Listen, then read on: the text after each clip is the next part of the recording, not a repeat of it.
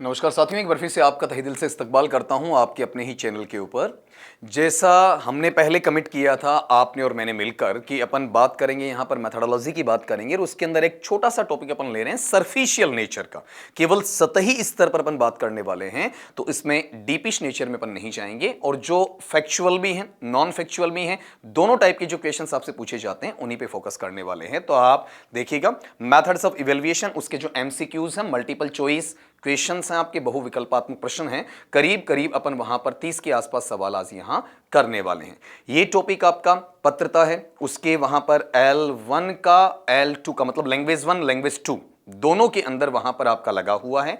L1 जो mains आपका आता है उसके अंदर भी लगा हुआ है, L2 मेंस जो इंग्लिश है उसमें भी है। और आज ग्रेड 2 के बच्चे भी सुन लीजिएगा, स्पेशली तुम्हारी भाषा में कहूं तो वरिष्ठ अध्यापक वाले या फिर आप ये सेकंड ग्रेड जो एग्जामिनेशन बोलते हैं उसके बच्चे, उनका भी वहां पर आपका सेक्शन सी है, उसमें जो प्रिंसिपल ऑफ टेस्टिंग लगा हुआ है वहां पर ये टॉपिक आपसे पूछा जाता है। तो इस पर अपन फोकस करते हैं। यहां देखो पहला सवाल आपके सामने, Who introduced the concepts of formative and summative evaluation?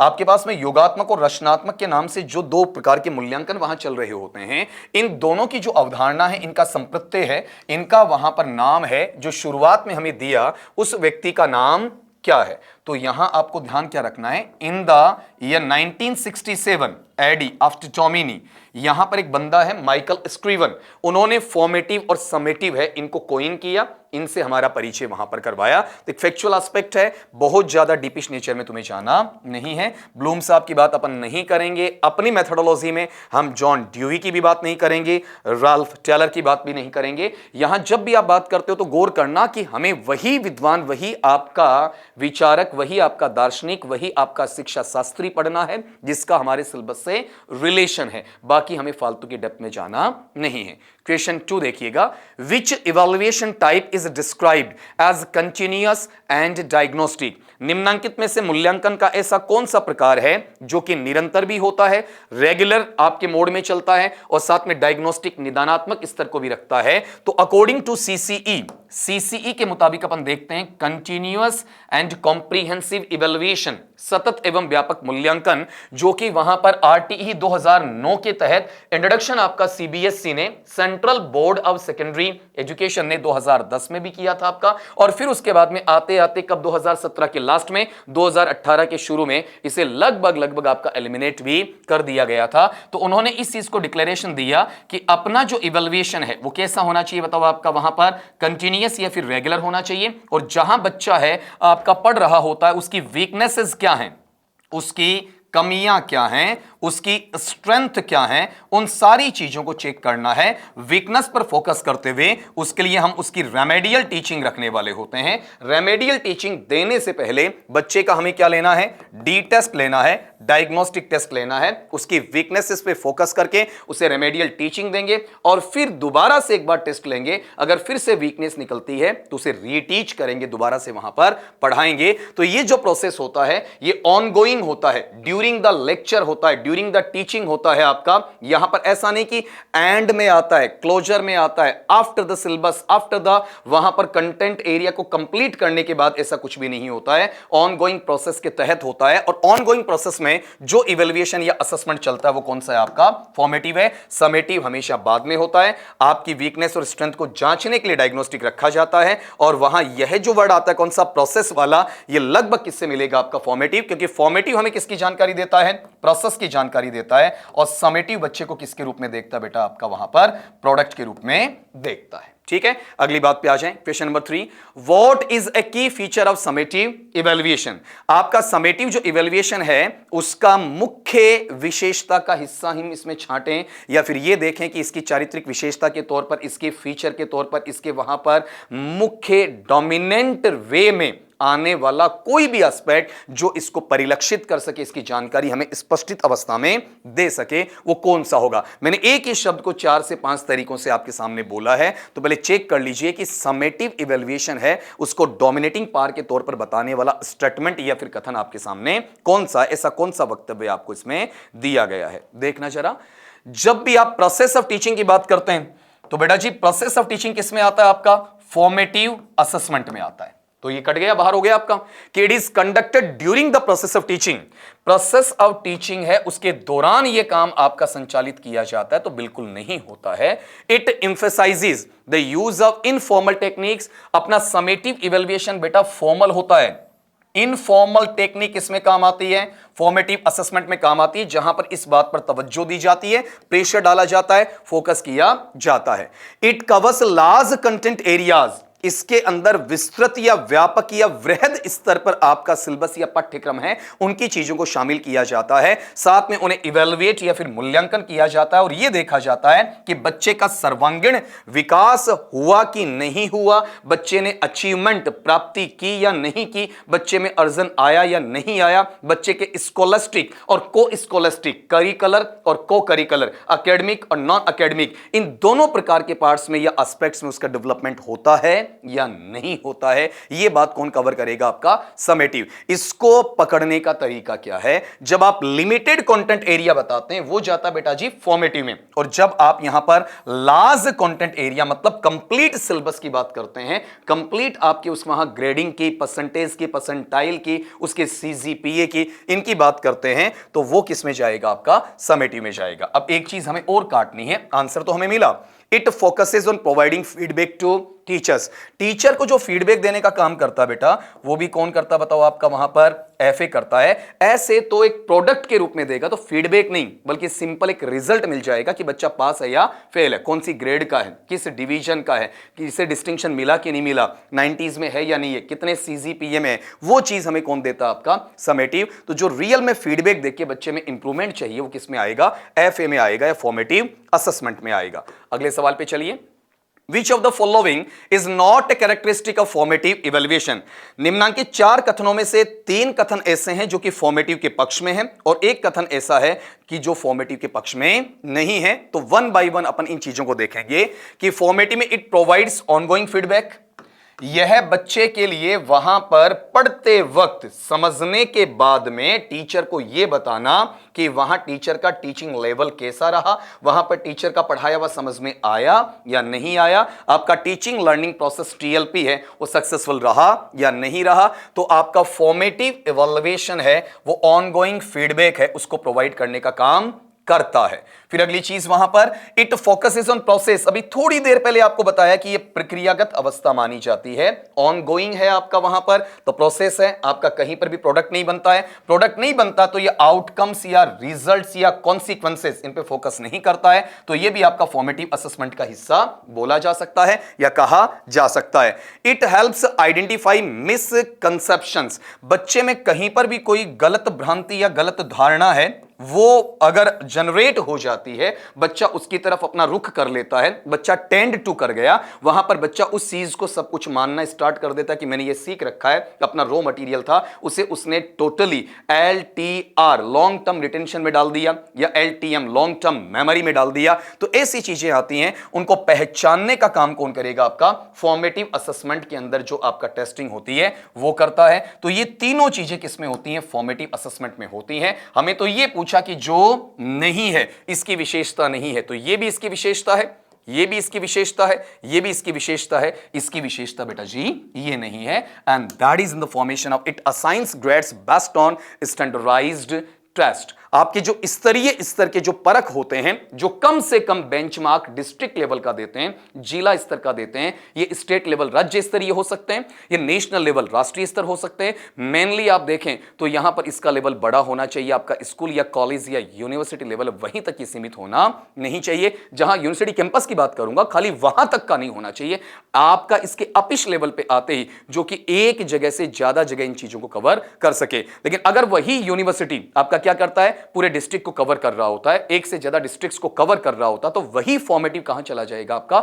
Summative में। हालांकि उसमें कभी ऐसा ऑप्शन नहीं मिलेगा तुम्हें कि इसमें स्कूल का लेवल है, किसमें कॉलेज का लेवल है, किसमें यूनिवर्सिटी का लेवल है। जब बेंचमार्क लिखा जाएगा, डिस्ट्रिक्ट वर्ड मिलेगा या फिर स्टेट वर्ड मिलेगा या नेशनल मिलेगा या फिर आपका इंटरनेशनल मिलेगा। तो इसमें जो स्टैंडर्डाइज्ड जो टेस्ट होता है वो फॉर्मेटिव का नहीं बल्कि किसका होता है?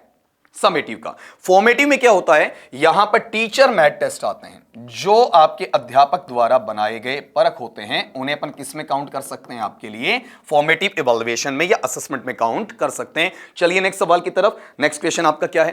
A final examination is an example of which type of evaluation, किस प्रकार का मूल्यांकन है जिसे हम अंतिम या निर्णायक परीक्षा के उदाहरण के तौर पर प्रस्तुत कर सकते हैं, पेश किया जा सकता है। मतलब एट द एंड या फिर आपका वहां पर लास्ट में या after the completion of course ऐसा कहा जाना। तो आपको पहले भी मैंने बताया है कि जब आप फॉर्मेटिव की बात करते हैं तो फॉर्मेटिव आता है ड्यूरिंग प्रोसेस, और फॉर्मेटिव के अंदर ही वहां पर एक प्रोसेस का हिस्सा किसका है? डायग्नोस्टिक का है। और जब खुद फॉर्मेटिव आपका प्रोसेस का मैनर है तो इसमें अलग से इसे लिखने की आवश्यकता नहीं है। जो एंड में लिया जाने वाला आपका टेस्ट या फिर आपका एग्जामिनेशन वो कौन सा है? समेटिव इवैल्यूएशन है। अगले पे चलें।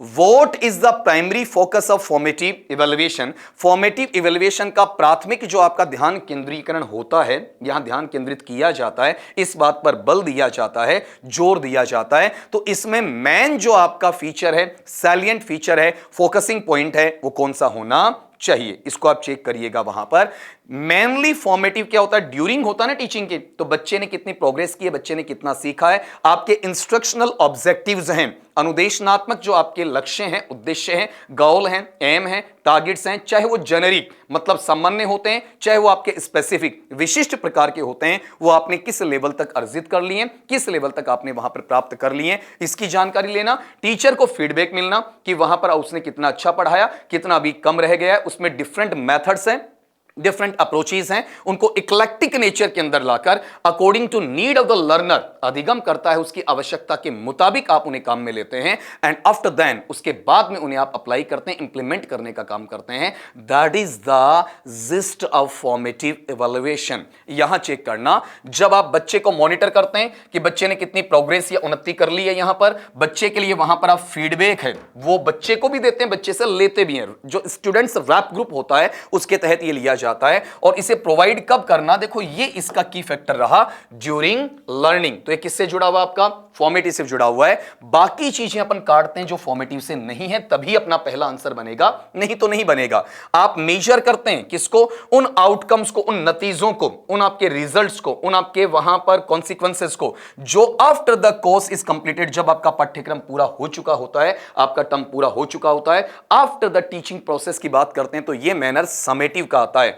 Testing students readiness for a specific topic. एक विशिष्ट टॉपिक आपने तैयार करवा दिया, तैयार करवाने के बाद में बच्चे की तत्परता अगर आपको जांचनी होती कि बच्चा इसके लिए तैयार है या नहीं है, तो ये ड्यूरिंग नहीं है, उससे पहले की बात वहां आ जाती है। Determining the success of the curriculum, आपका जो पाठ्यक्रम है उसकी सफलता के लिए आपका दृढ़ निश्चय करना, इस बात को निर्धारित करना, परिसीमित करना कि किस लेवल पर जाकर आपने इन चीजों को जांचा है या फिर आपका परखा है। तो ये चीजें आफ्टर द सिलेबस कंप्लीशन होती है, आफ्टर द कोर्स कंप्लीशन होती है। तो ये भी एसए का हिस्सा है। हमें क्या चाहिए? आपका एफए फॉर्मेटिव असेसमेंट या फिर एफई फॉर्मेटिव इवैल्यूएशन चाहिए। अगले पार्ट पे चलें। क्वेश्चन नंबर 7 आपका, आपके स्लाइड से, आपके वहां स्क्रीन से साइड में इसलिए आता हूं कि आप एक बार क्वेश्चन को आराम से देख लें, आपको इजीली वहां पर समझ में आ जाए कि अगले ने आपसे पूछा क्या है।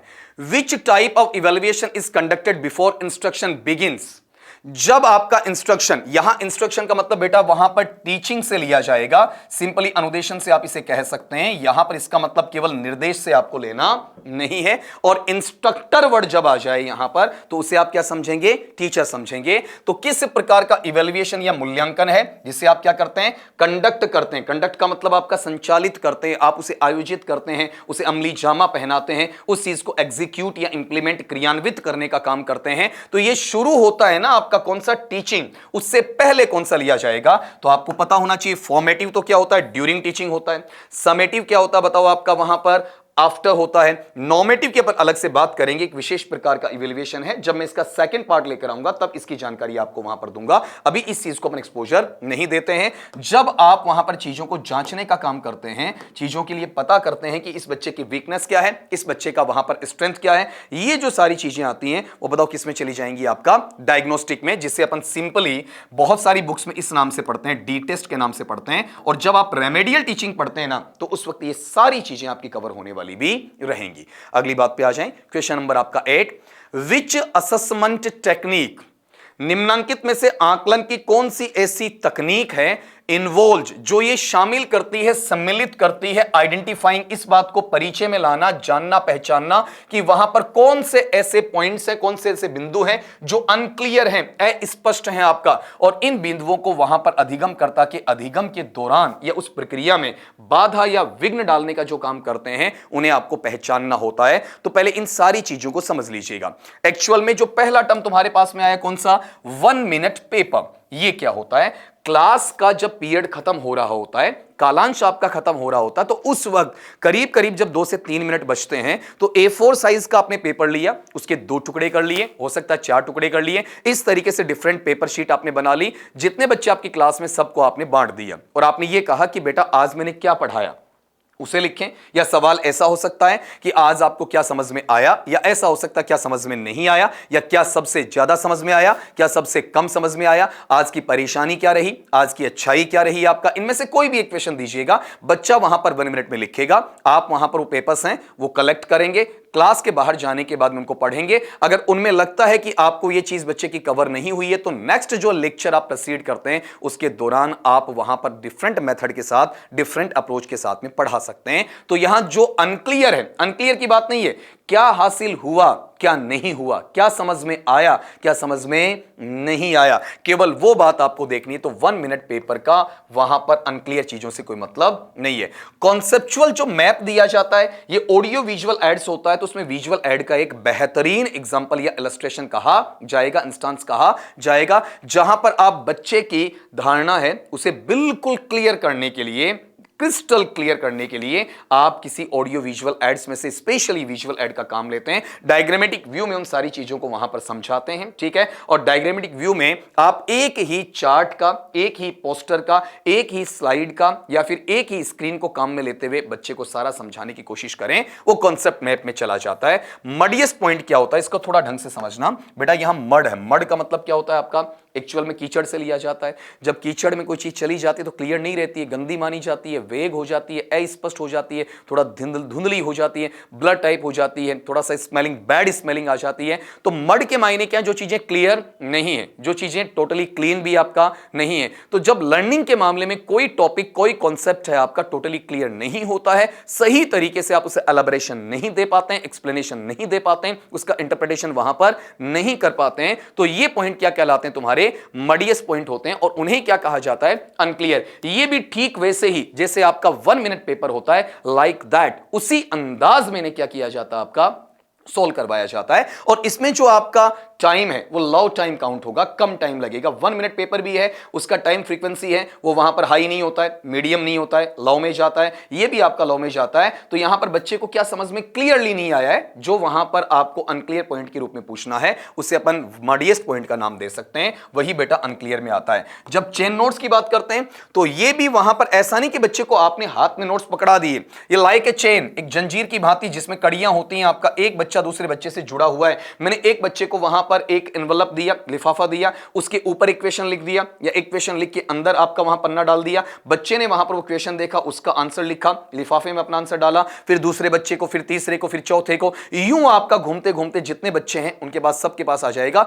सारे आंसर उस लिफाफे के अंदर आपके हैं और वो लिफाफा आप तक वापस पहुंच जाता है। उसे अपन किसका नाम देते हैं, आपका चेन नोट्स का नाम देते हैं। तो चेन नोट्स का भी अनक्लियर से कोई मतलब नहीं है। Unclear is equal to muddiest. अगर आपकी वोकैबुलरी थोड़ी सी ठीक है ना बेटा, तो अनक्लियर को आप कहां से निकाल लोगे, मड से निकाल लोगे। Question number 9, what is the goal of alternative assessments. जो वैकल्पिक आपके आकलन होते हैं उनका लक्ष्य वहां पर क्या माना जाता है, उसका लक्ष्य वहां पर क्या काउंट किया जाता है। कि जो अल्टरनेटिव है वो होते हैं जहां बच्चा अपना नॉलेज है उसको अप्लाई करता है, लेकिन रियल लाइफ लाइक सिचुएशन में अप्लाई करता है, उसे अपन क्या कहते हैं, अल्टरनेटिव असेसमेंट कहते हैं। सिंपल सा ये जान लीजिएगा, जो आपने सीखा है केवल स्कॉलस्टिक नहीं होगा, को स्कॉलस्टिक होगा, केवल एकेडमिक नहीं होगा, आपका को एकेडमिक या नॉन एकेडमिक भी होगा, केवल आपकी किताबों से संबंधित नहीं है, आर्ट्स का हो सकता है, आपके लिए वहां पर म्यूजिक का हो सकता है, आपके लिए वहां पर अलग से देखा जाए डांस का हो सकता है, आपके लिए वहां पर अलग कोई भी आपकी स्किल हो सकती है, उसे डेवलप करने के लिए हो सकता है। सोशल फोर्सेस हैं, उनसे इंस्पायर्ड हो सकता है, उनसे मोटिवेटेड वहां पर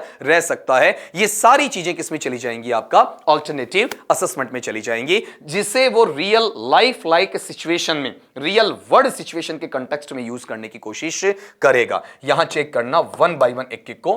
पहला, टू असेस, ये आकलन करना स्टूडेंट्स रिकॉल एबिलिटीज, कि बच्चे के द्वारा उसकी योग्यताएं, उसकी जो क्षमताएं हैं, उनको वो रिकॉल कर पाए, उन्हें वहां पुनः स्मरित कर पाए थ्रू स्टैंडर्डाइज्ड टेस्ट, अपने स्तरीय टेस्ट के माफिक या उनके माध्यम से। तो ये जो काम है स्टैंडर्ड वाले टेस्ट का, ये समेटिव असेसमेंट का होता है, इसका ऑल्टरनेटिव से रिलेशन नहीं है। फिर अगला, to measure how students apply knowledge in real world context, इस चीज को मापना या नापना कि बच्चे किस प्रकार से जो आपका नॉलेज है, ज्ञान है, उसे वास्तविक या यथार्थ की दुनिया है उसके अंदर उन्हीं संदर्भों में, उन्हीं प्रसंगों में, उन्हीं स्थिति में समायोजन करते हुए, एडजस्टमेंट करते हुए अप्लाई करने की कोशिश करते हैं। डेफिनेटली इट इज देयर, निश्चित तौर पर यही होना है कि ऑल्टरनेटिव जो है, अब इसका हिंदी अर्थ पे मत चले जाइएगा केवल कि भाई वैकल्पिक स्तर पर नहीं, भाई अपन ये मान लें कि स्कॉलस्टिक का विकल्प को स्कॉलस्टिक नहीं है, बल्कि वो पैरेलल चलेगा, उसको कोऑपरेट करने के लिए बनाया गया, उसका सप्लीमेंट या कॉम्प्लीमेंट कहा जा सकता है, उसका वहां पर अल्टरनेट नहीं कहा जा सकता। फिर अगला, to rank students against a standard benchmark, आपका पहले से तयशुदा आपका पुष्टिगत चिन्ह होता है जिसके स्तर के आधार पर आप बच्चों की रैंक डिसाइड करते हैं। अगर ऐसा काम है तो ये फिर से किसका बेटा जी, आपका समेटिव असेसमेंट का है। To evaluate students performance at the end of a course, किसी भी पाठ्यक्रम है उसके आखिर में आते आते बच्चे की प्रस्तुति है, उसका जो प्रोफिशिएंसी टेस्ट लिया जाता है, उसका मूल्यांकन या आकलन करना, यह भी किसका हिस्सा, आपका समेटिव असेसमेंट का है। क्वेश्चन नंबर 10, यहां पर 10वां देखिएगा, यह चीज मैं आपको बता दूं बेटा, यहां पर जब बीच में ये एक पीपीटी आपकी डाली हुई है, इसको समझना कि जब भी आप वहां अपने नॉलेज को शेयर करते हैं तो दैट इज क्वाइट बेनिफिशियल। एक तरीके से मैं कहूंगा खाली हितकारी नहीं, बल्कि बहुत सारे बच्चों के लिए आप क्या कर रहे हैं, परोपकार का काम भी कर रहे हैं। यहां पर हम देख रहे हैं ना, किसी प्रकार का कोई आउटर एक्सपोजर नहीं, किसी प्रकार की कोई अन्यतर बात मैं नहीं कर रहा हूं, सीधे टू द पॉइंट पे बात कर रहा हूं कि जब तक आपका एग्जामिनेशन नहीं हो जाता है, हम एमसीक्यूज की सीरीज चला रहे हैं और बीच में आपका सहयोग रहा, ऊपर वाले की कृपा बनी रही, और साथ में वहां पर मेरे पास में टाइम मिला तो थ्योरेटिकल नोशन के साथ में भी कुछ चीजें आपको डेफिनेटली समझाऊंगा। तो जो जरूरतमंद बच्चे हैं, जिनको वाकई में इस चीज की जरूरत है सर, वहां तक ये चीज जानी चाहिए कि आपका एक ट्यूटर, आपका एक फैसिलिटेटर, आपका वहां पर एक तरीके से कहा जाए तो गाइड है या फिर काउंसलर है, आपका एक पाथ मेकर है, वो आपको वो रास्ता दिखाना चाहता है जहां पर आपकी दुनिया जैसा आप चाहते हैं वैसी बने। जो लोग आपको ताने मारते हैं वो ना मारें आपका, आप अनएम्प्लॉयड वहां पर ना रहें, इसीलिए बीच में डाला गया आपका चेक करना। What makes three way summaries and innovative technique, आपके पास में ऐसे कौन सी नवाचार की तकनीक आती है जिस तकनीक के साथ में आप यहां पर अपने आप को जोड़ते हैं, और किससे जोड़ते हैं, आपका थ्री वे समरीज से। अब शाब्दिक अर्थ पे मत चली जाइएगा, इसमें अभेद्यार्थ की बात नहीं होगी, अभिधा शब्द शक्ति की बात अपन नहीं करेंगे कि तीन तरीके से जो आपका सारांश लेखन किया गया, इसका कोई मतलब वहां नहीं है। ये थ्री वे समरीज के मायने क्या होते हैं, जब आप तीन प्रकार की चीजें टेस्ट के अंदर ले आते हैं, जिसमें वेरी शॉर्ट आंसर टाइप हो सकते हैं, आपका शॉर्ट आंसर टाइप हो सकते हैं, और यहां तक कि इसके अंदर आपका लॉन्ग आंसर टाइप या ऐसे टाइप क्वेश्चंस भी रख सकते हैं। वो चीजें किसमें जाती हैं, आपकी थ्री वे समरीज में चली जाती हैं। तो इनमें आप क्या करते हैं, बच्चे के लिए जब क्वेश्चन है, क्वेश्चन के तीन लेवल पे आंसर चाहते हैं, जिसमें अति लघुतरात्मक है, लघुतरात्मक भी हो सकता है, निबंधात्मक भी आपका लिया जा सकता है। तो बच्चे को एक्सपेंड करना भी आना चाहिए, बच्चे को वहां पर कंसाइज करना भी आना चाहिए, बच्चे को ब्रीफिंग में, नटशेल में, पैसी में लिखना आना चाहिए आपका वहां पर, और बच्चे को उस चीज की एक्सप्लेनेशन देना,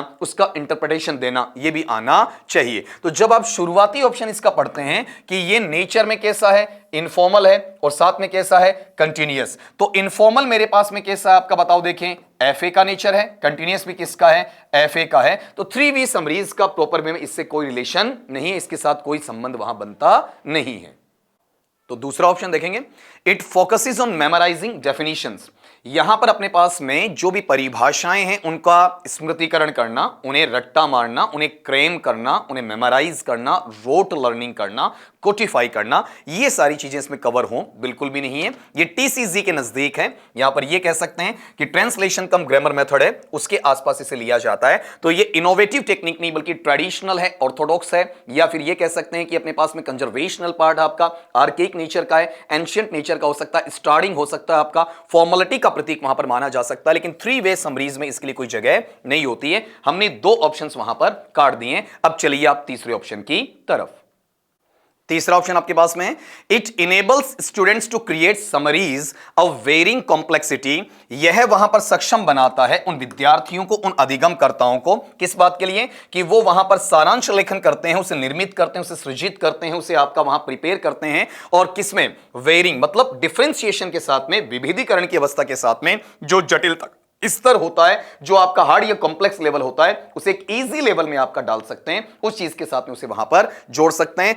बेसिकली ऐसा होता है, लेकिन यह ध्यान रखना, ये जो आपकी 3 वे समरीज बनती है ना, उसमें आपके शॉर्ट आंसर टाइप भी आते हैं, वेरी शॉर्ट आंसर टाइप भी आते हैं। अब कहने को समरी को एक्सपेंड भी करना पड़ सकता है, तो इसमें आपका लॉन्ग आंसर टाइप क्वेश्चंस भी लिए जाएंगे।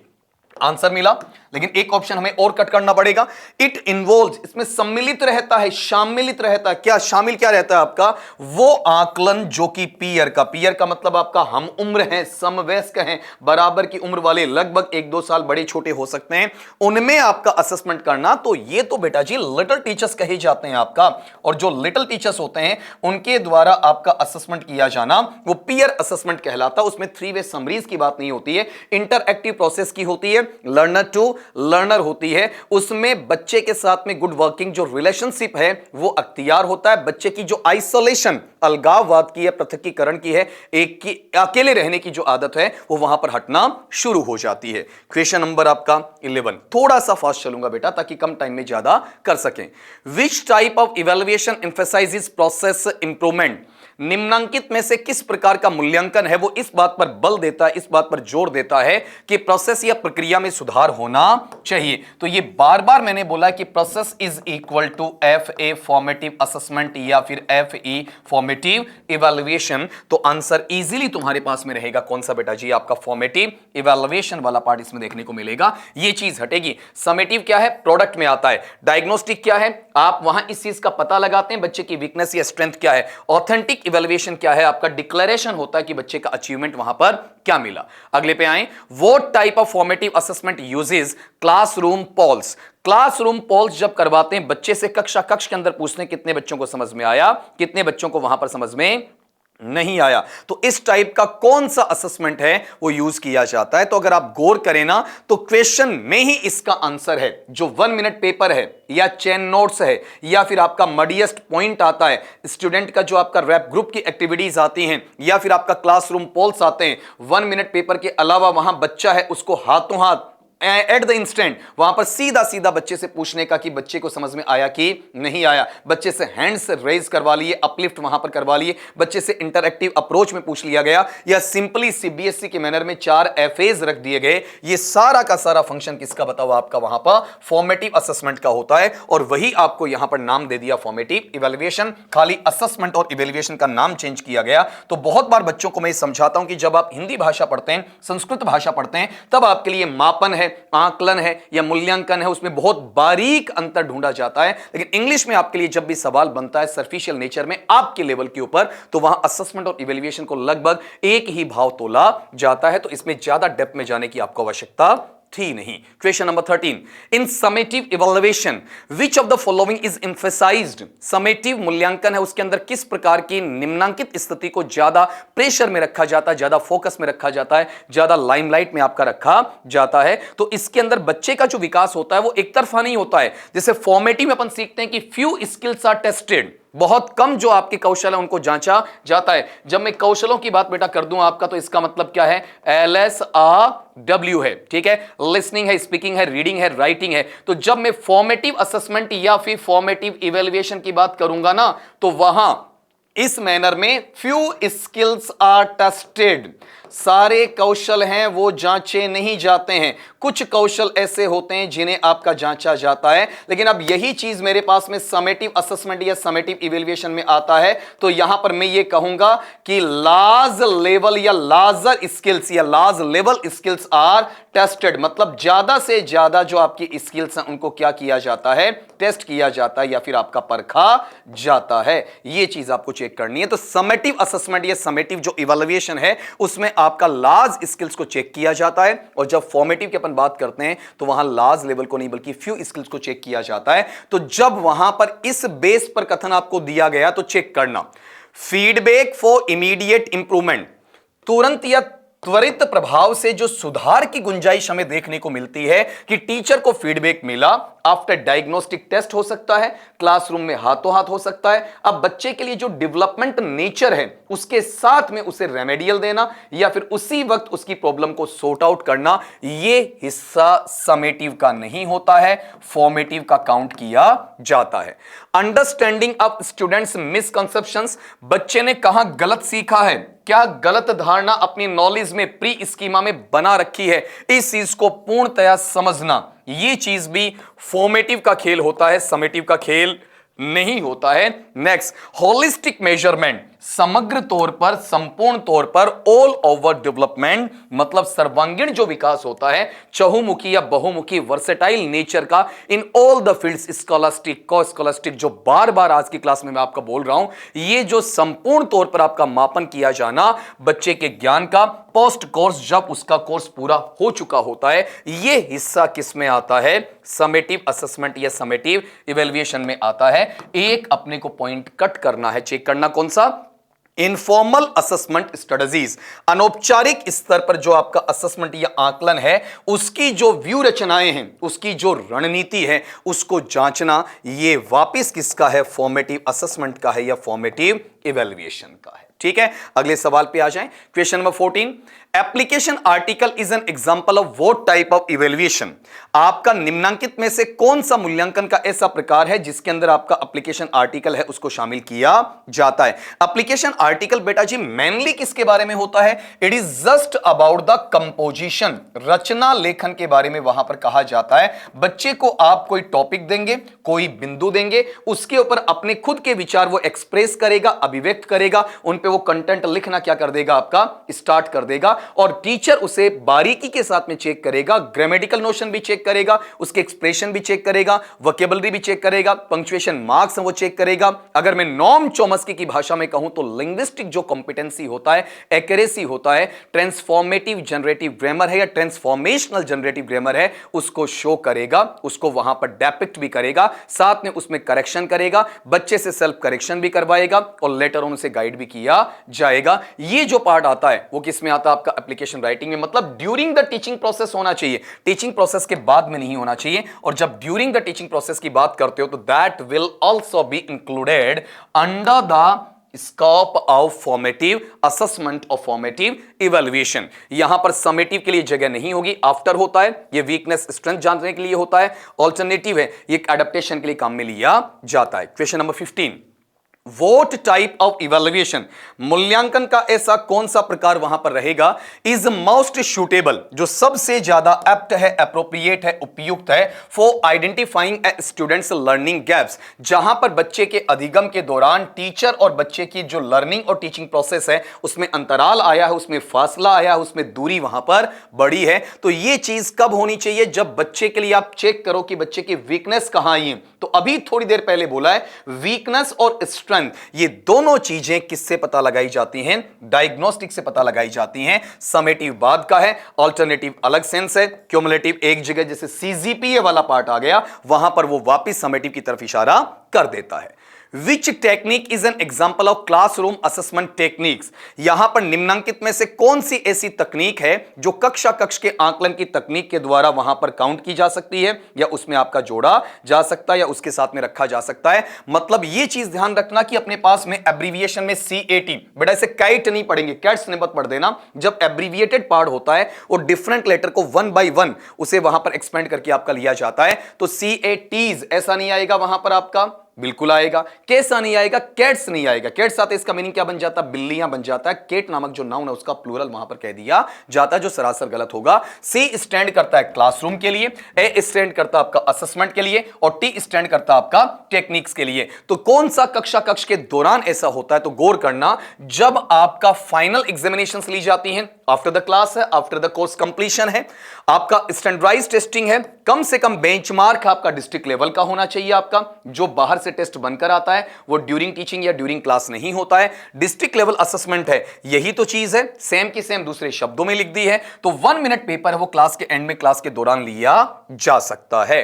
अगले सवाल पे, विच स्ट्रेटजी, ऐसी कौन सी व्यू रचना है, ऐसी कौन सी रणनीति है, फोकस से जो ध्यान केंद्रित करवाती है कि हाउ स्टूडेंट्स, कि विद्यार्थी कैसे रिफ्लेक्ट करते हैं। यहां रिफ्लेक्ट करने का मतलब बेटा क्या है आपका?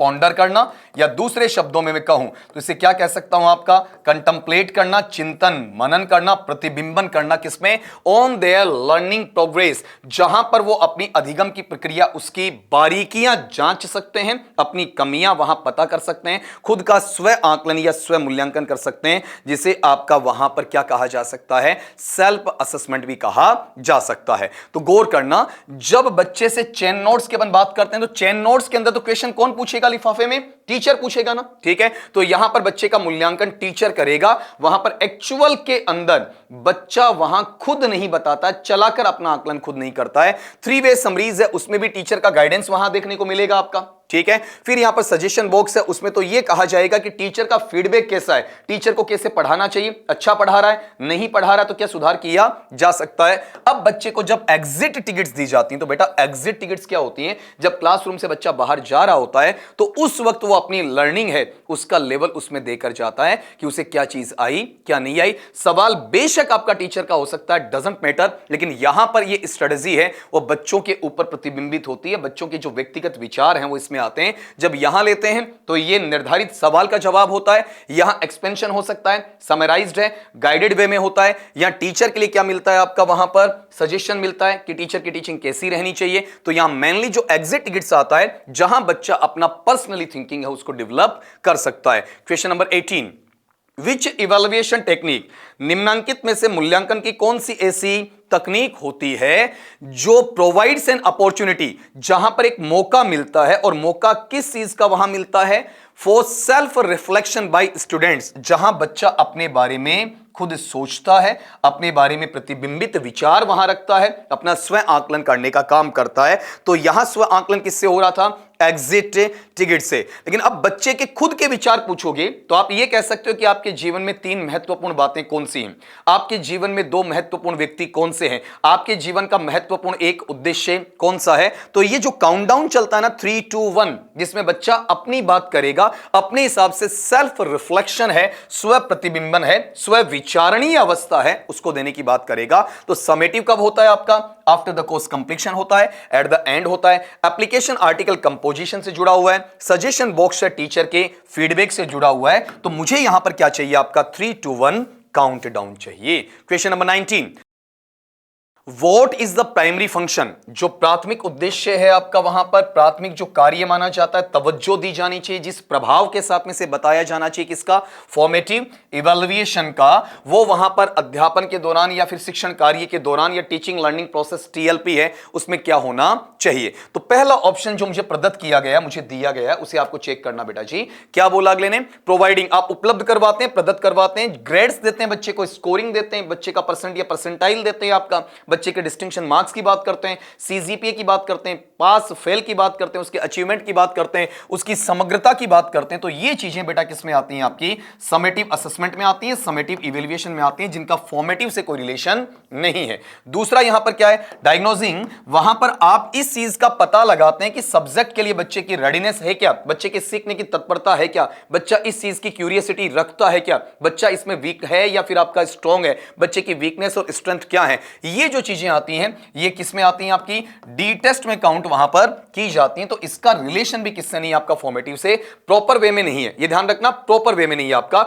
उसका एक वहां पर अलग पार्ट का हिस्सा कहा जा सकता है, सेकेंडरी प्रेफरेंस में हो सकता है, द्वितीयक प्राथमिकता में रखा जा सकता है। और next thing, guiding improvements during teaching, जब आप बच्चे के लिए शिक्षण कार्य करवा रहे होते हैं उसके दौरान बच्चे की सुधार की जो गुंजाइश है उसका मार्गदर्शन देते हैं, उन चीजों को रखने की बात आप वहां पर करते हैं। तो ये चीज जो मार्गदर्शन देने वाली आती है, ये चीजें बच्चे के लिए अति आवश्यक होती हैं, इंडिस्पेंसेबल होती हैं, इनएविटेबल रखी जाती हैं, रिकमेंडेबल होती हैं, सजेस्टिव अप्रोच की होती हैं, एडवाइजरी स्टेट की वहां पर मानी जाती हैं। तो जब भी बच्चे में कोई वीकनेस मिली, बच्चे में कोई कमी मिलती है, बच्चे को सुधारात्मक या डेवलपमेंटल जो नेचर होता है उसके लिए ड्यूरिंग टीचिंग आप बच्चे के लिए इंप्रूवमेंट करवाने का काम करते हैं, उसे गाइड करवाने का काम करते हैं। वही किसका वहां पर प्राइमरी फंक्शन है, फॉर्मेटिव इवैल्यूएशन का है, फॉर्मेटिव आपके असेसमेंट का है। एक पॉइंट अपन यहां से बाहर करते हैं, किस वजह से सुनना, measuring achievement eight the end of the course. सीधा सीधा पढ़ाना बेटा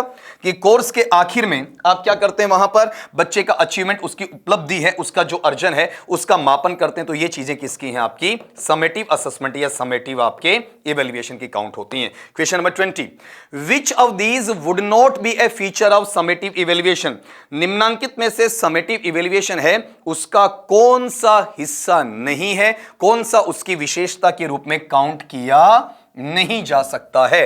तो गौर करना, पहली बात यहां पर इन्होंने कही है कि इनफॉर्मल फीडबैक, गौर करना, ध्यान से सुनना, यहां पर क्या बोला कि जो अनौपचारिक आपका फीडबैक मिलना है किसका, स्टूडेंट्स का, जो किसके माध्यम से मिलता है, स्टूडेंट्स के रैप ग्रुप के माध्यम से मिलता है। तो ये जो इनफॉर्मल नेचर है ये समेटिव का नहीं है बेटा, किसका है, फॉर्मेटिव असेसमेंट या फॉर्मेटिव इवैल्यूएशन का रहता है। तो ये पार्ट इसकी विशेषता नहीं है समेटिव की। बाकी तीन विशेषता है क्या, हम चेक करते हैं कि ग्रेडिंग स्टूडेंट्स अचीवमेंट्स, बच्चों की उपलब्धियां उनको ग्रेड देना, बिल्कुल समेटिव का है। Measuring outcomes after instruction, instruction के मायने क्या बेटा जी, आपका टीचिंग है, जो शिक्षण है ना, शिक्षण के दौरान आप क्या करते हैं, वहां पर विभिन्न प्रकार की चीजें हैं, जो नतीजे हैं उनको मापने का काम करते हैं। तो ये चीजें भी वहां से क्या होंगी, आपका समेटिव से जुड़ेंगी। इवेलुएटिंग ब्रॉड कंटेंट एरियाज या फिर आपका होल कंटेंट एरियाज या फिर आपका कंप्लीट कंटेंट एरियाज, ये जो सारी चीजें हैं ये भी किसमें बेटा जी, आपका समेटिव में। देखो इस सवाल के अंदर से हमें 4 पॉइंट्स सीखने को मिले, एक फॉर्मेटिव के बारे में और 3 आपका समेटिव के बारे में। फॉर्मेटिव क्या होता है, इनफॉर्मल होता है, तो समेटिव सीख जाएंगे। फॉर्मल होता है, फॉर्मेटिव में हमें फीडबैक मिलता है, ड्यूरिंग मिलता है, इसमें हमें फीडबैक नहीं सीधा रिजल्ट मिलता है समेटिव में। फिर जब समेटिव की बात आती है तो बच्चों के अचीवमेंट, उनकी ग्रेड की बात की जाती है, बच्चों को टीचिंग के बाद में रिजल्ट की बात की जाती है। बच्चों के लिए जो आपका पेपर बनकर आता है वो ब्रॉड कंटेंट एरिया का होता है या होल कंटेंट एरिया का होता है या कंप्लीट कंटेंट एरिया का माना जाता है। क्वेश्चन नंबर 21, बहुत आसान सवाल कहूंगा आपका, क्योंकि यह चीज आपने पहले भी वहां पर देख रखी है। अब इसके अकॉर्डिंग आप चेक करना जरा, अगले ने आपको सवाल क्या दिया है कि which assessment technique requires students to provide feedback on unclear points. अभी थोड़ी देर पहले इससे मिलती जुलती लैंग्वेज के रूप में आपके पास सवाल आया था कि आपको प्रोवाइडिंग लेना है किसका, वहां पर किस चीज का प्रस्तुतिकरण लेना है, फीडबैक का। और फीडबैक किस चीज पर, आपका उन पॉइंट्स पर जहां लर्नर आपका क्लियर नहीं है, कैसा है, अनक्लियर है, सीखने में अस्पष्ट है, क्लियरली कम्युनिकेबल सिचुएशन में भी नहीं है, क्लियरली आपका रेस्पॉन्सिव सिचुएशन में भी नहीं है। क्वेश्चन आंसर मेथड में ले लो, अगर क्वेश्चन आंसर मेथड में नहीं लेते हो तो बच्चे से ओरल टेस्ट ले लो या फिर आपका वहां पर रिटन टेस्ट ले लो आपका वहां पर, या हो सकता है कि बच्चे से आपका प्रैक्टिस सेशन है वो रखवा लो आपका। अगर वो नहीं रखवाते हो तो 1 मिनट पेपर वगैरह वो रखवाए जा सकते हैं। ऐसी चीजों में बच्चा जहां महसूस करे कि सर ये चीजें मुझे नहीं आती हैं, उनको जब आप लिखवा लेते हो तो ये 1 मिनट पेपर से थोड़ा सा ऊपर उठ जाता है, हल्का सा भारी आपका टाइम ले सकता है। मतलब 1 मिनट की बजाय 2 मिनट हो सकते हैं, 2.5 मिनट हो सकते हैं, 3 मिनट हो सकते हैं, थोड़ा बहुत अंतर आपका आ सकता है। ये नेचर किसमें चला जाएगा, मडियस पॉइंट में। यहां मैंने जानबूझकर अप्रत्यक्ष तौर पर भी कुछ चीजें आपकी बोलने के लिए तैयार की ताकि आप वहां इस चीज को समझें कि अनक्लियर ही मडियस्ट है, मडियस्ट ही क्या है, आपका अनक्लियर है। तो यहां चेन नोट्स का कोई रिलेशन नहीं, समेटिव टेस्ट का कोई रिलेशन नहीं, एप्लीकेशन आर्टिकल का रिलेशन नहीं। चेन नोट्स में लिफाफे वाली सीरीज चलेगी। समेटिव क्या है, आफ्टर द कोर्स कंप्लीशन है, ये कंपोजिशन या रचना लेखन का मामला वहां कहा जा सकता। तो मेरा आंसर कौन सा रहेगा, मडियस्ट। जो बच्चे थोड़ा डेप्थ में नहीं घुसना चाहते हैं बेटा, सिर्फ इतना याद रखो कि अनक्लियर इज इक्वल टू मडियस्ट, ऐसा कह सकते हो। क्वेश्चन नंबर 22 है, think pair share falls under which category of assessment. आपके असेसमेंट या फिर आकलन की कौन सी श्रेणी के अंतर्गत हम थिंक पेयर शेयर है उसको रख सकते हैं? बच्चों का सोचना, आपस में पेयर मतलब जोड़े या युग्म में, मतलब कौन सी आपकी टीचिंग लर्निंग है? पीयर अर्थात हम उम्र वाली, समवयस्क वाली, और अपनी नॉलेज को क्या करना, आपस में शेयर करना, अपनी इंफॉर्मेशन का शेयरिंग करना। तो ये जो पार्ट आता है ये ड्यूरिंग टीचिंग होता है, आफ्टर टीचिंग नहीं हो सकता है। इसमें कहीं पर डायग्नोज करने का काम नहीं, क्योंकि बच्चा बच्चे को डायग्नोज नहीं करेगा, टीचर करेगा। ऑल्टरनेटिव में जो एडेप्टेशन आता है उसका मतलब नहीं है, सिर्फ और सिर्फ इसका मतलब है ड्यूरिंग टीचिंग में जो चीज जाती है आपके फॉर्मेटिव नेचर के अंदर। Question number 23, the goal of diagnostic evaluation is to, diagnostic या फिर आपका निदानात्मक जो मूल्यांकन है उसका लक्ष्य क्या रखा जा सकता है? जहां पर आप बच्चे की दो चीजें चेक करते हैं डी टेस्ट के थ्रू कि बच्चे की वीकनेस क्या है और बच्चे की वहां पर स्ट्रेंथ क्या है। ये 4 से 5 बार आज के लेक्चर में मैं आपके सामने बोल चुका हूं। स्ट्रेंथ पे मुझे काम नहीं करना है, नए के बराबर खाली मोटिवेट रखना है उसे, वहां पर एक्सटर्नली अब्राहम मैस्लो की भाषा में बाहर से उसे आपका मोटिवेट करना है। बच्चे में इंटरेस्ट, उसका वहां पर एप्टीट्यूड है, उसे जागृत करना है। इंटरनली जो आपका मोटिवेशन है उसे इंक्रीज करना है और उसके बाद में उस बात पर आगे बढ़ाना है। लेकिन जो स्पेसिफिक पर्टिकुलर खास किस्म की विशिष्ट प्रकार की जो टिपिकल नेचर की आपकी वीकनेस है उसको ढूंढना और उस पर आपका फोकस करना है। तो यहां देखना कि कौन सी चीज है वो आपका डायग्नोस्टिक इवैल्यूएशन में नहीं आती है। असाइन ग्रेड्स, बच्चे को ग्रेड देना, बेस्ट इस बात पर आधारित होती है ऑन ओवरऑल परफॉर्मेंस, उसके संपूर्ण प्रदर्शन के आधार पर। तो बेटा ये चीज किस में जाएगी? समेटिव असेसमेंट या फिर समेटिव इवैल्यूएशन में जानी चाहिए। अगला, monitor progress during a course, आप एक कोर्स चल रहा है, आपका पाठ्यक्रम चल रहा है, उसके दौरान बच्चे की उन्नति है उस पर क्या करते हैं? नजर रखते हैं। ये जो काम है ये किसका आपका वहां पर फॉर्मेटिव असेसमेंट या फॉर्मेटिव इवैल्यूएशन का देखा जाएगा। तो तीसरा पैटर्न अपने पास में क्या है? आइडेंटिफाई, आप पता लगाते हैं, परिचय करते हैं विशिष्ट प्रकार की अधिगम में आने वाली कठिनाइयों का, जिनका आप समाधान करेंगे डायग्नोस्टिक टेस्ट के बाद में या इवैल्यूएशन के बाद में रेमेडियल टीचिंग से, सुधारात्मक शिक्षण से या उपचारात्मक शिक्षण से। फिर अगला पार्ट यहां लेना, कौन सा? कि जब आप बच्चे के लिए या बच्चे के द्वारा, दोनों हो सकते हैं, बच्चे की खातिर हो सकता है, टीचर की खातिर हो सकता है, जो पोस्ट कोर्स अध्यापन कर लिया आपने, पूरा शिक्षण कार्य कर लिया, पूरा पाठ्यक्रम बच्चे को पढ़ा दिया है, फिर जो आपको फीडबैक वहां चाहिए होता है उसका विवरण युक्त जो ढांचा है आपको देखने को मिले, पूरा लिखावट के अंदर सारी चीजें आपको देखने को मिले, तो ये फिर से किसका हिस्सा है? समेटिव असेसमेंट या फिर आपका इवैल्यूएशन का काउंट किया जा सकता है। नेक्स्ट पे आ जाइए, क्वेश्चन नंबर 24। ये ऑथेंटिक ऑथेंटिक ऑथेंटिक बार बार नाम आ रहा है ना, अब यहां पर इस नाम को आप निपटा दीजिए कि एक्चुअल में ऑथेंटिक होता क्या है। इस चीज को जरा आप देखिएगा। जब कोई बच्चा है उसका पूरा का पूरा, चाहे वो आपका एकेडमिक है, नॉन एकेडमिक है, स्कॉलस्टिक है, को स्कॉलस्टिक है, करिकुलर है, को करिकुलर हो सकता है, उसका फैमिली बैकग्राउंड हो सकता है, पीछे के क्लास का उसका डिस्क्रिप्शन आ सकता है, उसका इंटरेस्ट या हॉबीज क्या है, उसका वहां पर टारगेट या एम क्या है, या उसका फिजिकल स्ट्रक्चर कैसा है, उसका मेंटल इक्विलिब्रियम है वो कैसा, इन सारी चीजों का जब पोर्टफोलियो बनाकर उसे वहां पर एक फाइलिंग कर देते हैं, और फाइलिंग करने के बाद में बच्चे का जो काम होता है, बच्चे की जो वर्किंग होती है, बच्चे की प्रोग्रेस होती है, वो उसके साथ में आप क्या करते हैं? वहां पर अटैच करते हैं। इन चीजों को हम किसके साथ रख सकते हैं? बताओ। देखिए आपका वहां पर ऑथेंटिक असेसमेंट के साथ में रख सकते हैं, या उन चीजों के साथ में इन्हें आपका जोड़ा जा सकता है, उन चीजों के साथ में इन्हें आपका रिलेट किया जा सकता है। तो गौर करना, ऑथेंटिसिटी जो आती है वहां पर इन चीजों को काटना कहां नहीं आती है। जब स्टैंडर्डाइज्ड टेस्ट की बात करते हैं तो ये सीधा सीधा किसमें जाएगा? समेटिव असेसमेंट या समेटिव आपके इवैल्यूएशन में चला जाएगा, ये चीज हटेगी। अगला वहां पर गौर करना, रिकॉल बेस्ड क्वेश्चनिंग, जब आप चीजें हैं पुनः स्मरित करते हैं, उनके आधार पर जो आपका प्रश्न तैयार करते हैं उसी के बेस पर आगे लिया जाता है, तो ये चीज भी यहां से आपकी हट जाएगी। फिर यहां पर ग्रेडेड फाइनल एग्जाम्स होते हैं आपकी वहां पर, मतलब स्तरीय जो आपकी वहां पर अंतिम परीक्षाएं होती हैं, निर्णायक परीक्षाएं होती हैं, वो भी किसमें चली जाती हैं? आपके समेटिव असेसमेंट या समेटिव इवैल्यूएशन में चली जाती हैं। तो जो मुझे यहां पर आपके ऑल्टरनेटिव की बजाय ऑथेंटिक असेसमेंट में चाहिए, ऑल्टरनेटिव तो फिर भी एडेप्टेशन में आ जाएगा। ऑथेंटिक जो नेचर होता है, प्रमाणिक या आधिकारिक नेचर होता है, वो पोर्टफोलियोज के निर्मित की बात करेगा और साथ में वहां बच्चों के जो कार्य किए हुए हैं उन पर फोकस फोकस करेगा, उनका एनालिसिस विश्लेषण करेगा, उनका सिंथेसिस भी करेगा, आपके विश्लेषण से संश्लेषण की तरफ भी बढ़ेगा, सिंपल टू कॉम्प्लेक्स की तरफ बढ़ेगा, नॉन टू नॉन की तरफ बढ़ेगा, या ये कह सकता हूं कि कॉन्क्रीट टू एब्स्ट्रैक्ट की तरफ भी वहां पर बढ़ेगा। तो ये नेचर किस में आ जाएगा? आपका ऑथेंटिक असेसमेंट में आ जाएगा।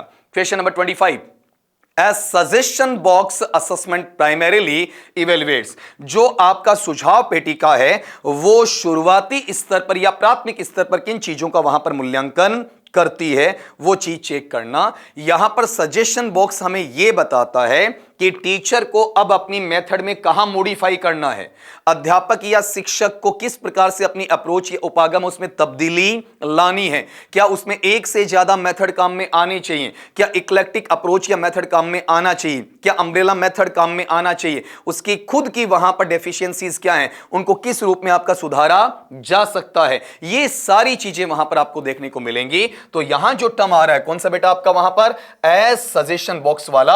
इसके असेसमेंट की अगर मैं बात करूं तो प्राइमरीली प्राथमिक स्तर पर इन चीजों का मूल्यांकन किया जाना, इनका आकलन किया जाना, इनका मापन किया जाना, इनका निर्धारण किया जाना, ये सारी चीजें सजेशन बॉक्स में है, जो टीचर को वहां सजेशन बॉक्स में मिलेगा और उस पर अमली जामा पहनाना, एग्जीक्यूट करना, इंप्लीमेंट करना, क्रियान्वित करना, उसे क्रियाशील रखना, यह काम टीचर का रहेगा। तो अब चेक करना one by one. Learning outcomes, अधिगम के जो परिणाम है किसके लिए? विद्यार्थियों के लिए। ये चीजें सजेशन बॉक्स में नहीं है बेटा, ये किसकी है? समेटिव असेसमेंट या फिर आपके इवैल्यूएशन की हैं। अगला इंस्ट्रक्शनल स्ट्रेटजीज, ये ध्यान से पढ़ लेना। Instructional is equal to teaching, अध्यापन या शिक्षण से जुड़ी हुई जो स्ट्रेटजीज हैं, व्यू रचनाएं हैं, रणनीतियां हैं, एंड मेथड्स, जो पद्धतियां हैं, विधियां हैं, या फिर आपके अप्रोचेज हैं, उपागम, उनके आधार पर अपनी शिक्षण शैली को प्रभावित बनाना, ये किस में चला जाएगा? आपका सजेशन बॉक्स में चला जाएगा। फिर अगला पार्ट यहां पर आप चेक करेंगे, ये कौन सा है? कॉन्सेप्चुअल क्लैरिटी है, किसके बारे में? उस टॉपिक के बारे में, उस बिंदु के बारे में। तो धारणागत या अवधारणात्मक स्तर पर बच्चे को उस टॉपिक की क्लैरिटी देना, यह फॉर्मेटिव का हिस्सा माना जाता है। बच्चे का वहां पर रेमेडियल नेचर है वो माना जा सकता है। समेटिव में लास्टली रिजल्ट कहा जा सकता है। तो यह केवल सजेशन बॉक्स का हिस्सा नहीं है, टीचर और लर्नर के बीच में डायरेक्ट जो इंटरएक्टिव प्रोसेस होती है, परस्पर क्रियात्मक हिस्सा होता है, उसमें देखा जाता है। और फिर लास्टली यहां पर प्लेस किया गया समेटिव परफॉर्मेंस का, उसको इसके साथ में जोड़ा जा सकता है, उसको इसके साथ में आपका निर्धारित किया जा सकता है। तो यहां सजेशन बॉक्स क्या होता है? जब टीचर अपने इंस्ट्रक्शनल या टीचिंग जो स्ट्रेटजीज या पॉलिसीज हैं, टेक्निक्स हैं, मेथड्स हैं, अप्रोचेज हैं, उनको मॉडिफाई करता है, उनके अकॉर्डिंग आगे प्रोसीड करता है। Question number 26, what is the primary difference between summative and formative evaluation? Summative और जो फॉर्मेटिव इवैल्यूएशन होता है उसमें प्राथमिक स्तर का जो फर्क है वो हमें देखने को वहां पर क्या मिलता है, उस चीज को आपको वहां चेक करना है कि समेटिव इवैल्यूएशन तो क्या करता है और फॉर्मेटिव इवैल्यूएशन वहां पर क्या करता है। थोड़ा ध्यान से पढ़ लेना, कथन थोड़े से लंबे हैं आपका, तो कहीं आप इन चीजों को गलत बिल्कुल ना करें। देखना कि व्हाट इज प्राइमरी मतलब प्रमुख तौर पर या मूल तौर पर आपका वहां डिफरेंस या फर्क या भिन्नता क्या है, किसमें? समेटिव और आपके फॉर्मेटिव इवैल्यूएशन के अंदर। अगर उन चीजों को आप देखते हैं तो इतना ध्यान दीजिएगा, समेटिव है ना वो आपका कंटिन्यूअस नेचर का नहीं होता है, ठीक है। जबकि यहां पर मैं फॉर्मेटिव की बात करता हूं तो फॉर्मेटिव है वो भी फाइनल नहीं होता, ये उल्टे लिखे गए। जो मेरे पास समेटिव होता है, समेटिव तो क्या होता है? फाइनल होता है, और फॉर्मेटिव कैसा होता है? कंटिन्यूअस। तो ये स्टेटमेंट अपने आप में इनकरेक्ट है, गलत छपा है। अगला फॉर्मेटिव, छपने का मतलब जानबूझ के गलत डाला है आपका अगले ने पेपर सेटर ने। फॉर्मेटिव इज आउटकम फोकस्ड, मेरे पास में फॉर्मेटिव है वो कैसा है? जो आपका रिजल्ट या परिणाम आधारित है, जबकि जो समेटिव होता है वो आपका प्रोसेस फोकस्ड है, प्रक्रिया आधारित है। यहां पर भी उल्टा है, फॉर्मेटिव प्रोसेस को लाता है और जो समेटिव होता है वो किसको लाता है? आपका आउटकम को। तो ये चीज भी बाहर होती है। फिर लिखा समेटिव इवैल्यूएट्स लर्निंग आफ्टर इंस्ट्रक्शन, जो समेटिव आपका इवैल्यूएशन या फिर असेसमेंट है वो क्या करता है, मूल्यांकन या आकलन करता है जब आपकी टीचिंग हो चुकी होती है उसके बाद में, बिल्कुल सही बात है। वाइल जबकि दूसरी तरफ देखते हैं तो ये जो फॉर्मेटिव आपका असेसमेंट या इवेल्युएशन है वो सुधारता है, लर्निंग को सुधारता है। कब सुधारता है? ड्यूरिंग इंस्ट्रक्शन, मतलब टीचिंग के दौरान। तो यहां पर एक मैनर है, कौन सा मैनर है बताओ आपका, वहां पर फॉर्मेटिव वाला है। तो इस चीज को जब आप ऑब्जर्व करते हैं, इवेलुएट करते हैं, तो ये चीजें हमेशा यहां पर काउंट करने वाली होती हैं। इन चीजों को गिनना हमें आना चाहिए आपका कि समेटिव आफ्टर टीचिंग होता है, एट द एंड होता है, या फिर आफ्टर द कोर्स कंप्लीशन होता है, जबकि फॉर्मेटिव होता है वो हमेशा ड्यूरिंग टीचिंग होता है, ड्यूरिंग इंस्ट्रक्शन वहां पर माना जाता। तो एक कथन जो नीचे बचा है डेफिनेटली गलत होना है। क्यों? क्योंकि अपने पास में आंसर मिल चुका है। क्या बोला? फॉर्मेटिव जो असेसमेंट या इवेल्युएशन है ग्रेड्स का बिल्कुल यूज नहीं करता। ग्रेड्स का यूज कौन करता है? समेटिव करता है ना। और समेटिव प्रोवाइड्स फीडबैक, नहीं, गलत बात। फीडबैक यहां पर कौन प्रेजेंट करता है आपका बताओ? फॉर्मेटिव प्रेजेंट करता है। तो आप देखें तो इसमें चार चीजें आ गई आपके पास में, चारों आपके सीखने के लायक हैं। ये तो इसका आंसर है, सीधा सीख लीजिएगा। लेकिन यहां पर समेटिव कैसा होता है?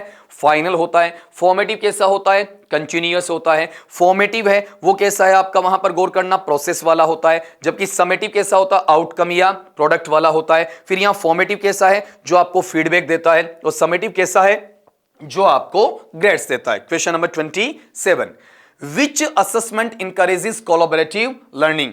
निम्नांकित में से कौन सा असेसमेंट या आकलन ऐसा है जो आपको कोलैबोरेटिव लर्निंग है उसकी बात करता है, मतलब सहज समन्वयात्मक स्तर पर परस्पर सामंजस्य के साथ में आपस में मिला जुला इंटरएक्टिव परस्पर क्रियात्मक स्थिति के साथ में आपको उत्साहित करता है, अभिप्रेरित करता है, मोटिवेट करता है, आपको वहां पर गाइड भी करता है, काउंसल भी करता है। तो ऐसा लर्निंग या अधिगम का जो तरीका है वो हमें कहां देखने को मिलता है? जब बच्चे आपस में मिलकर यह काम करेंगे। जहां पर चेन नोट्स की अपन बात करते हैं तो 1 बाय 1 चेन बन जाएगी, पूछे हुए सवाल का जवाब लिखेंगे, एनवलप में डालेंगे, आगे बढ़ा देंगे। कॉन्सेप्ट मैप्स की बात करते हैं तो 1 वे टीचिंग हो जाएगी, जहां पर टीचर आपके विजुअल एड को यूज करते हुए सीधा बच्चों को पढ़ाना स्टार्ट कर देगा। मडिएस्ट आपके पास में बार बार आ रहा है जो अनक्लियर पॉइंट से जुड़ा हुआ है। तो यहां पर सीधा सीधा मैनर है वो कैसा है? Think, pair, share. जब बच्चा सोचेगा, अपना युग्म या अपना जोड़ा या कपलिंग करेगा, उसके बाद में वहां पर अपने थॉट्स को एक्सचेंज करेगा, शेयर करेगा, तो ये जो लर्निंग आती है ये लर्निंग कैसी होती है? कोलैबोरेटिव होती है। और एक बच्चे से दूसरा, दूसरे से पहला, उन दोनों से तीसरा, तीसरे से चौथा, ये जो चीजें चलती हैं वो थिंक, पेयर, शेयर में चलती हैं। क्वेश्चन नंबर 28, विच इवेल्युएशन मेथड? निम्नांकित में से कौन सी मूल्यांकन की ऐसी पद्धति है जो हमें इन्वॉल्व शामिल करती है आपका, और किसमें शामिल करती है? समराइजिंग कॉन्सेप्ट्स, जब अलग अलग आपकी अवधारणाएं हैं, संपत्ति हैं, उनका सारांश लेखन करना, उनको छोटे रूप में प्रेजेंट करना, जहां पर विभिन्न प्रकार के जो स्तर देखने को मिलते हैं जो जटिलता के होते हैं। तो सीधा सीधा वर्ड पढ़ाना बेटा, कौन सा? समराइजिंग। बोला था ना very short answer type questions हैं, शॉर्ट आंसर टाइप क्वेश्चंस हैं, कभी कभी एक्सप्लेन भी करना पड़ जाता है, लॉन्ग आंसर टाइप क्वेश्चंस हैं। ये किसमें चले जाएंगे? 3 वे समरीज। क्वेश्चन निकालने का डायरेक्ट तरीका यहां पर आपको देखने को मिल रहा है।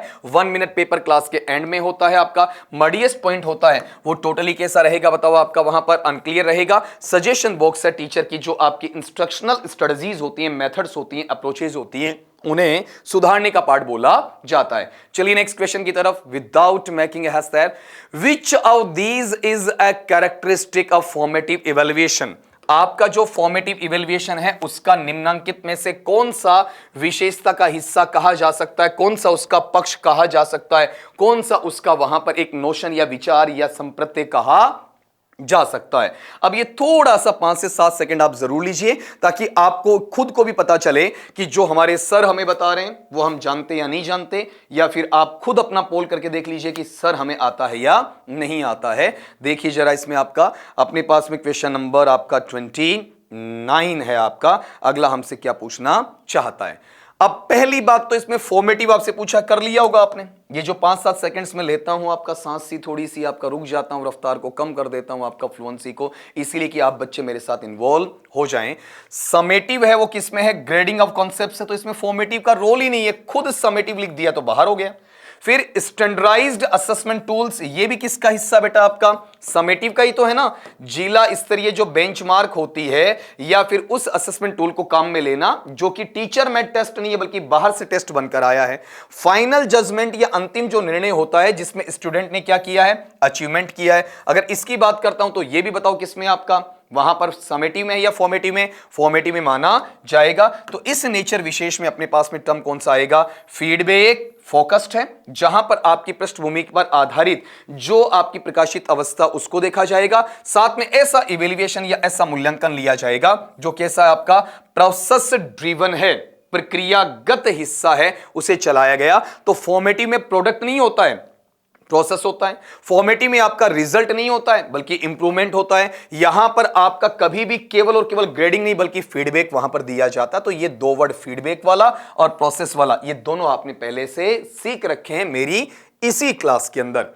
Next question, that is the last but not the least of our class और our lecture there, what distinguishes, कौन सी चीज है जो कि अंतर करवाती है, डिफरेंशिएट करवाती है, विविधीकृत करवाती है किसको, वहां पर ऑल्टरनेटिव असेसमेंट को या फिर वैकल्पिक आकलन को, वहां पर किससे, फ्रॉम ट्रेडिशनल असेसमेंट मतलब परंपरागत आकलन के साथ में। इस तरीके से देखा जा सकता है। यहां देखना बेटा, या तो ये प्लूरल आ जाएगा या फिर यहां पर ये सिंगुलर आ जाएगा। यहां सिंगल कोट की स्थिति आपकी बन जाएगी जो कि आपका एक टाइपिंग एरर है, उसे अपन संभालते हैं। यहां पर एक्चुअल में आप इन दोनों को सुनना, जो ट्रेडिशनल आपका असेसमेंट होता है, परंपरागत जो आकलन होता है, उसमें बेटा आपका रिटन टेस्ट आता है जो पीपीटी पर आधारित होता है। और पीपीटी का मतलब यहां पर क्या, पेपर पेंसिल टेस्ट से लिया जाएगा, यहां पावर पॉइंट प्रेजेंटेशन से नहीं लिया जाएगा, पहली बात। दूसरी बात, यहां पर यह रिटन में काउंट होता है और रिटन के साथ में यहां पर क्या रह सकता है बताओ, आपका ओरल रह सकता है। पहले बच्चे थे ना आप, तो वहां पर आपका रिटन होने के बाद में टीचर कहते थे बेटा वहां बैठो, तुम्हारी मौखिक परीक्षा हम लेंगे, ठीक है। और मौखिक परीक्षा लेना है, इसका मतलब वहां पर 1 बाय 1 बच्चे को बुलाना, एक घेरा सा बना दिया,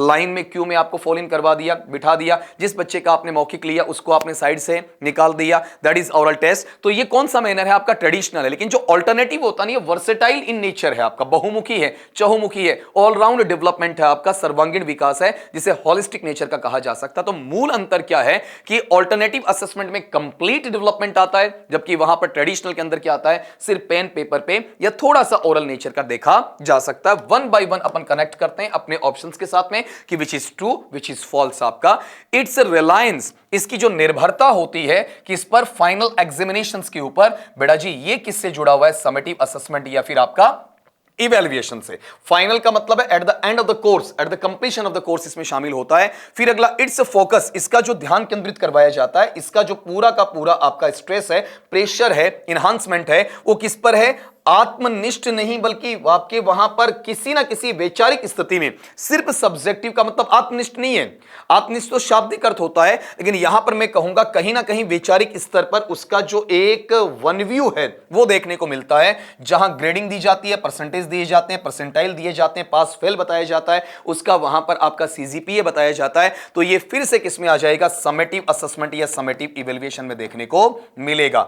अगला पार्ट जो इसमें काफी अच्छा ऑप्शन रहेगा कि इसकी समर्थता, क्षमता, इसकी योग्यता किसमें, जहां पर हम होलिस्टिक, समग्रवादी, ऑलराउंड डेवलपमेंट और जो ओपन एंडेड रिस्पॉन्सेज होते हैं। ओपन एंडेड बेटा कौन से होते हैं, जिनके सवाल का जवाब अलग तरीके से दिया जा सकता है, हर बच्चे का जवाब अलग दिया जा सकता है। मैं कहूं कि आपकी नजर में मानवता के क्या मापदंड हैं, अगर आपने ये पूछा तो हर बच्चा मानवता के मापदंड अलग अलग बताएगा। आप अपनी तरफ से कोई 2 नैतिक बातें लिखिएगा, सब बच्चों का आंसर अलग आएगा, तो वो क्या है आपका, ओपन एंडेड है। लेकिन अगर आपसे ये पूछा कि भारत कब आजाद हुआ, तो आपका आंसर डेफिनेटली होगा 1947। कोई बच्चा 1949 नहीं बताएगा, 1950 नहीं बताएगा, 1927 नहीं बताएगा, 19 वहां पर 22 नहीं बताएगा। ये चीजें किसमें आती हैं, आपकी क्लोज एंडेड में आती हैं। तो क्लोज एंडेड किसका पार्ट है, आपका ट्रेडिशनल असेसमेंट का है, और ओपन एंडेड किसका पार्ट है, आपका वहां पर ऑल्टरनेटिव का। तो ये एक तरफा बात हुई ना, ये बात किसके लिए बताओ, आपका वहां पर ऑल्टरनेटिव असेसमेंट या ऑल्टरनेटिव इवैल्यूएशन के लिए हो गई।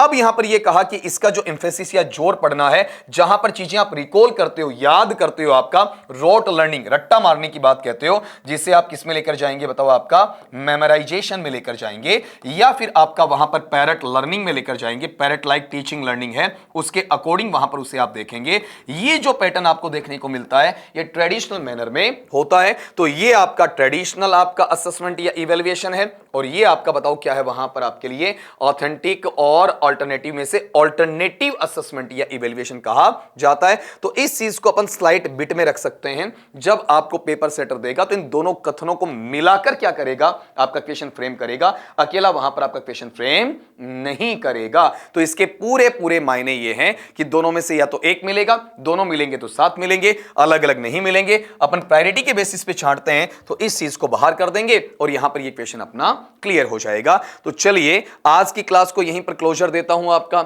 और हमेशा तुमसे ये कहता हूं कि बेटा where there is a will there is a way, जहां चाह वहां राह है।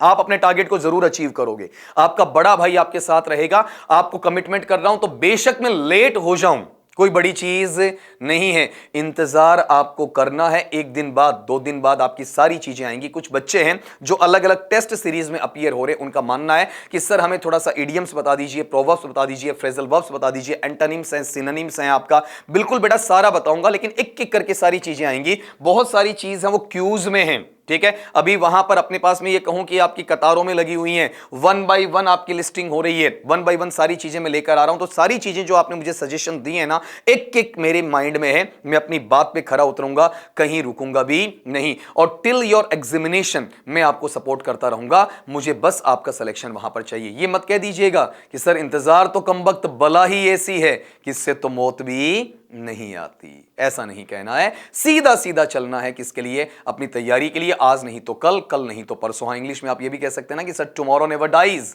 बिल्कुल ऐसा मानता हूं, लेकिन हमारा टुमारो होगा। हम टुमारो में से टू निकालेंगे, केवल मोरो छोड़ेंगे, मोरो का मतलब बेटा मॉर्निंग होगा। तो मिलता हूं आपका नेक्स्ट वीडियो में कल आपसे, और तब तक के लिए आप सभी से इजाजत चाहता हूं। नमस्कार साथियों।